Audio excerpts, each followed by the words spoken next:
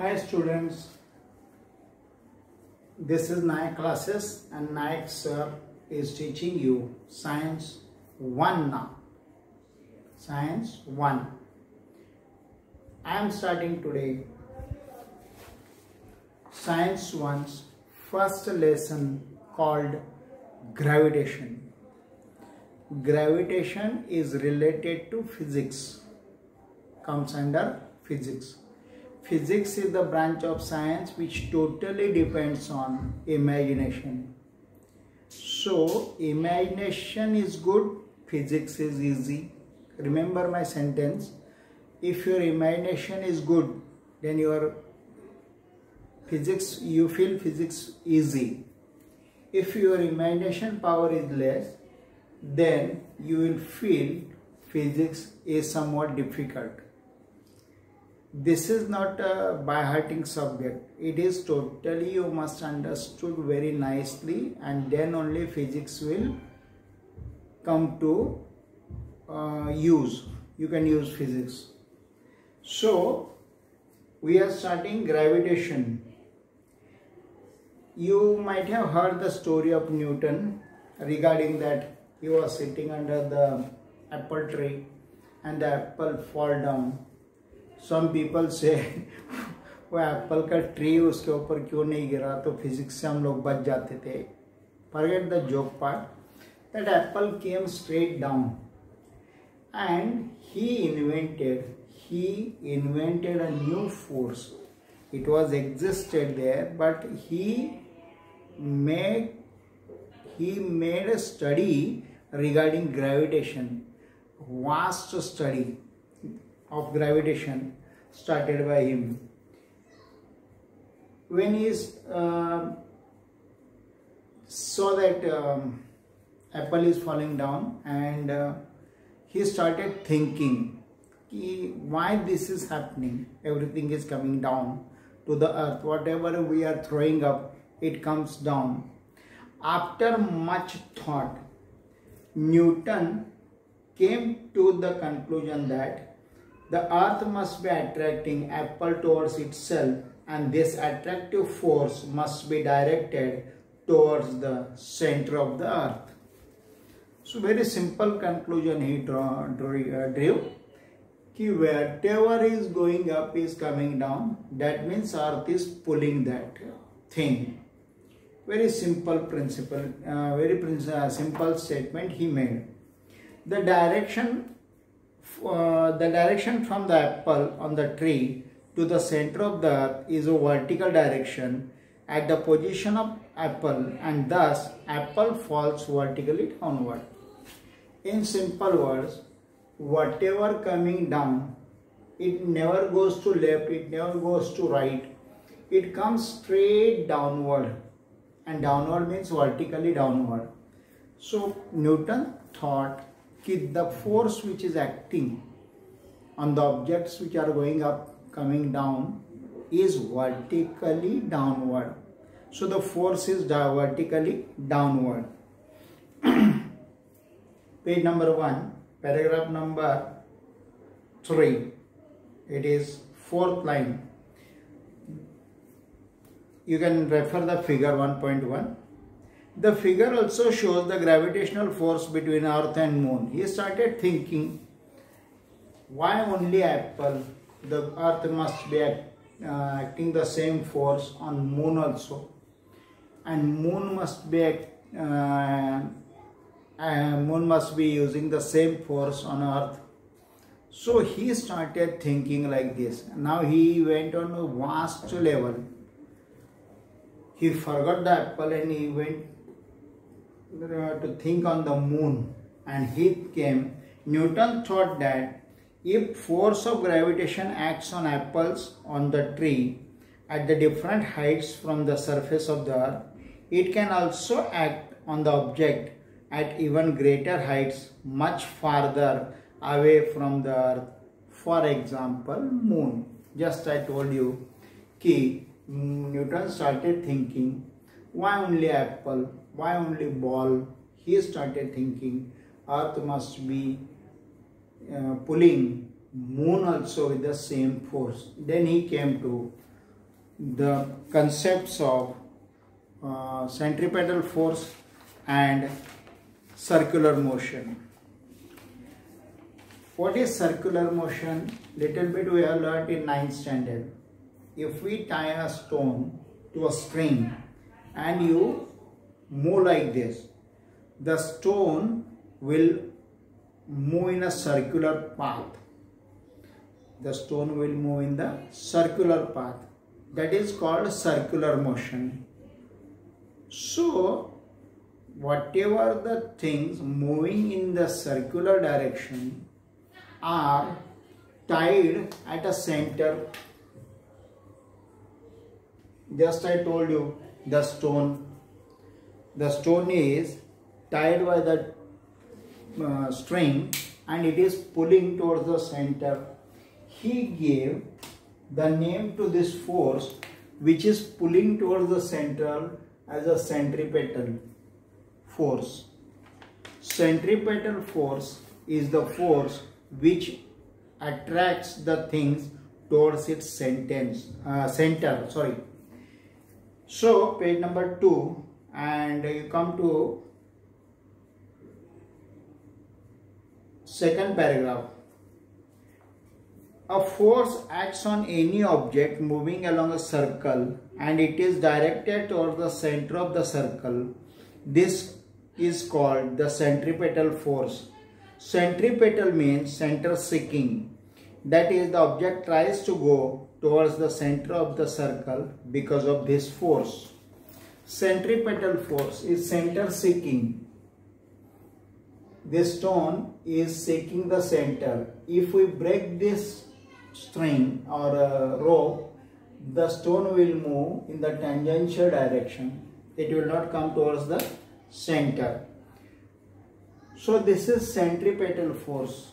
The idea of centripetal force was given by Newton. And next is centrifugal force. I am going to give you another word. Centripetal means seeking center, coming towards center. Centrifugal means going away from the center. So there are two words Newton gave to the physics.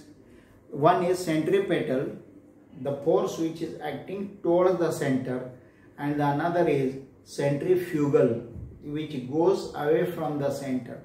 These two things are important for your physics for the future life. Now you come to some other part. Forget Newton for a little bit time. We are going to deep why this universe is acting like this. Who thought first? The first thinker was Copernicus. That time there were limited devices were not there, limited sources were there. Only by thinking Copernicus laid some rules कि planets are moving in circular motion and circular path, like that. After Copernicus, the second person came is Kepler. Kepler said these planets are not moving in the circular path, but they are moving in the elliptical path. Elliptical path. Ellipse means if you pull a rubber band is a circular. If you pull it, it forms the ellipse. Rubber band is a circle. If you pull it, it forms the ellipse. Ellipse is a elongated circle. Ellipse is a elongated circle. This is its center. You are understanding the part ellipse. If you pull the circle, it forms the oval-shaped circle. It is called ellipse. If this is the center, then it has got two foci. Focus, foci. You are learned in the mirror. Focus, foci. F1 and F2 are two foci. We are talking about ellipse. There are two foci. This is major axis. This is minor axis. The half part is called semi-major axis. Semi-major axis. The half part of greater axis, major axis, is called semi-major axis. The longer axis is called major axis. Half of it is called semi-major axis. This is minor axis. This is minor axis. Half of it is also called semi-minor axis. Half of that axis is called semi-minor axis. So semi-major axis, semi-minor axis, major axis, minor axis are the parts of ellipse. And there are two foci, F1 and F2. They are exactly at same distance from the center. They are exactly at the same distance from the center. F1, F2. These 2 points are very important. So we understood what is ellipse, what is major axis, and what is minor axis, what are foci, and what is the thing, ellipse. So this is ellipse. What is speciality of ellipse? If you draw ellipse and take any 2 points A and B, take any 2 points on the ellipse A and B, and join F1 with A and F2 with A. So AF and AF1 and AF2, there are 2 lines. Similarly, take any point B, anywhere B, and join BF2 and BF1. We are learning the specialities of ellipse. We have seen ellipse is an elongated circle.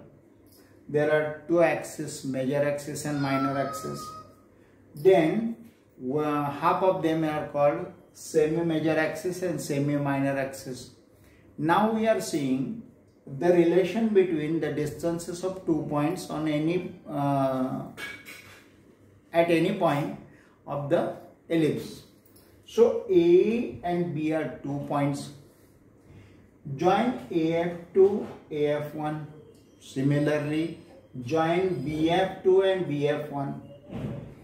You can see, if you take the measures AF1 plus AF2, if you take addition of AF1 and AF2, is exactly equal to BF1 plus BF2 and is exactly equal to CF1 is CF2.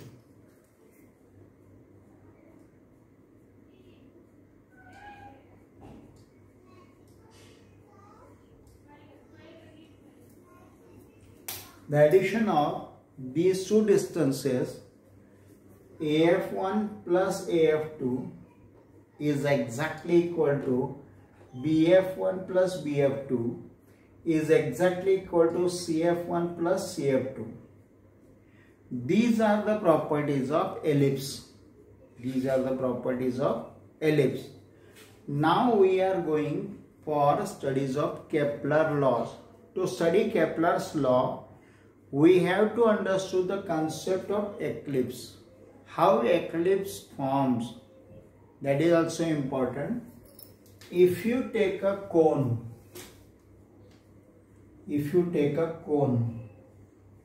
and if you cut it in this way, so you will get a circular elliptical part here.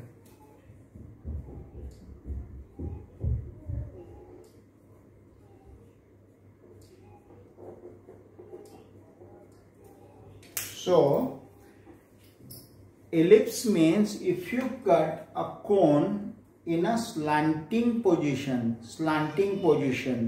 then you will get an ellipse. ellipse is an elongated circle. Clear? Should I repeat it again? I will repeat it again. Circle, if you put it, it forms the ellipse. Ellipse has two axes. One is major axis, one is minor axis. Half of major axis is called semi-major axis. Half of minor axis is called semi-minor axis. Then another speciality, take any point on the ellipse and join them to the two foci.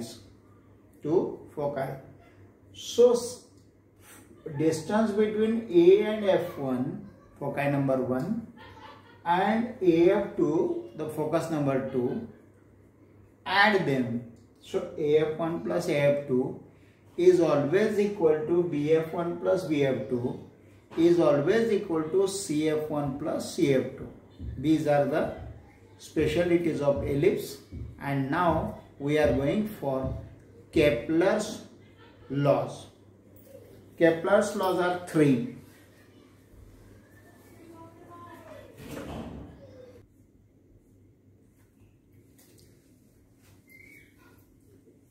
So before Newton, we have to study about the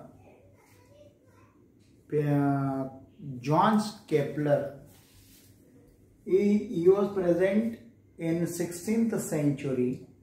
He observed that while rotating these planets follow some rules, and he stated the rules. Before that, Copernicus had given some rules. He erased those rules by his own rules. So first rule, he says, orbit of a planet is an ellipse. I just explain you what is ellipse. Orbit of a planet is an ellipse. This is planet revolving around the sun. Orbit of a planet is an ellipse which sun is on any one of its foci. What is the meaning of this? Once again I am explaining you. Orbit of a planet is an ellipse, with sun is on one of its foci. Sun is not at the center, sun is at a foci. So whenever planet moves, at this point planet is at the longest distance from the sun, and here it is nearest distance from the sun. So in this elliptical orbit, the planet is moving like this. So he said the planet moving orbits are not circle as said by Copernicus. First they are not circle, so they are elliptical. Elliptical with sun is at one foci, either this one or this one. Sun must be at the foci, and orbit is elliptical, and planet is moving like this. So orbit of a planet is an ellipse with sun is on any one of its foci. Clear? So simple sentence. Sun is at one of the foci of that ellipse, and it is an elliptical path where the planets move. This is first law. In second law, he says that at any given time, suppose you take 1 year, if the planet moves from A to B, the sun is at foci. In 1 year, a planet moves from A to B on that elliptical orbit. Again, after some time, take another 1 year, and again 1 year. So time is kept constant, 1 year, 1 year, 1 year. Planet is moving with its own speed. He said the line joining planet and the sun sweep equal areas in equal interval of time. Not the length, not the length. The lines joining planet and sun sweep means covers equal areas in equal interval of time. So first year we have taken the planet moves from A to B. Planet moves from A to B and it has formed a triangle SAB. Triangle SAB. In the second moment, the planet is moving from P to Q. The planet is moving from P to Q. In this year, it has made a triangle SPQ. It has formed the triangle SPQ. And in the third year, it has formed the triangle SCD, yeah, DSC.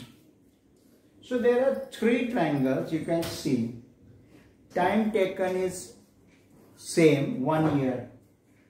The three triangles are looking different, but their areas will be same. The areas will be same. This was the second law of Copernicus. He said the line joining planet and sun sweeps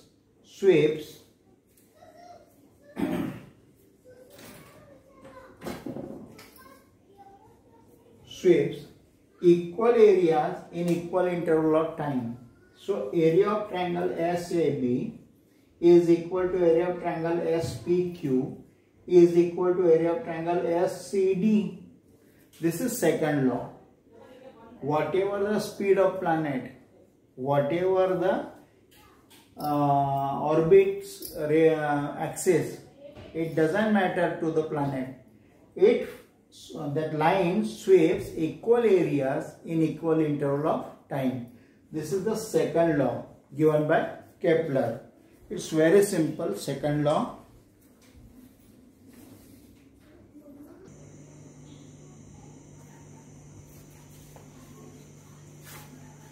So what I explained regarding ellipse, first law and second law, it is on page number 3. He says Kepler's first law, the orbit of a planet is an ellipse with the sun at one of its foci. You might have understood this. One of its foci. Next says the line joining the planet and the sun sweeps equal areas in equal interval of time. This one. The line joining planets and the sun sweeps equal areas in equal interval of time. This is his second law. And third law is the square of its period of revolution. The square of its period of revolution around the sun is directly proportional to the cube of mean distance of the planet from the sun. Now let us understand this. Suppose this is a planet revolving around the sun in an elliptical orbit. The distance between the sun and the planet is, say, r, and capital T is a period. Period means the time taken by that planet to revolve around the sun. Once again I am repeating it. See, the planet is in the elliptical orbit. The planet is in elliptical orbit. Sun is at foci or focus. The distance between the sun and planet is given as r, and capital T is the distance capital T is the time period, time taken by the planet to revolve around the sun. I am repeating once more. Please understand clearly. Sun is at the one of the foci, that is one is focus. Planet is revolving in the elliptical orbit. Suppose this is a planet revolving in the elliptical orbit. The distance between Sun and planet is given by letter R, and the time period, that is capital T, is taken as a time period taken by that planet to make a circular revolution, one revolution. He said the square of its period of revolution around the Sun, the square of the period taken by that planet around the Sun is directly proportional to the cube of the distance between planet and Earth. The time period taken by that planet to make rotation, square of it, so it is called time period square, is directly proportional to the distance cube. Again I am explaining as simple as a ABCD. Planet is revolving in the elliptical orbit, first point. The distance between Sun and planet is R. The time taken by planet to revolve around the Sun is capital T. If you make square of the time taken by that planet to revolve, it will be directly proportional to the distance cube, R cube. R is the distance. So period square is directly proportional to the distance cube. This is the third law of Kepler's first law, Kepler's second law. This is Kepler's third law related to moments of the planet. So once again I am reading. The orbit of a planet is an ellipse with Sun at one of its foci. Second, the line joining planet and the Sun sweeps equal areas in equal interval of time. These triangles have equal areas. And third law, the square of time period is proportional to cube of the distance between Sun and the planet. This is simple question. They will tell you, state Kepler's laws related to planet's movements. This will carry important weightage in your physics. So Kepler was the second person after Copernicus to state some fundamental laws which were used by Newton in the next part of physics. So next lecture will be of gravitational force and Newton's study based on Kepler. Thank you.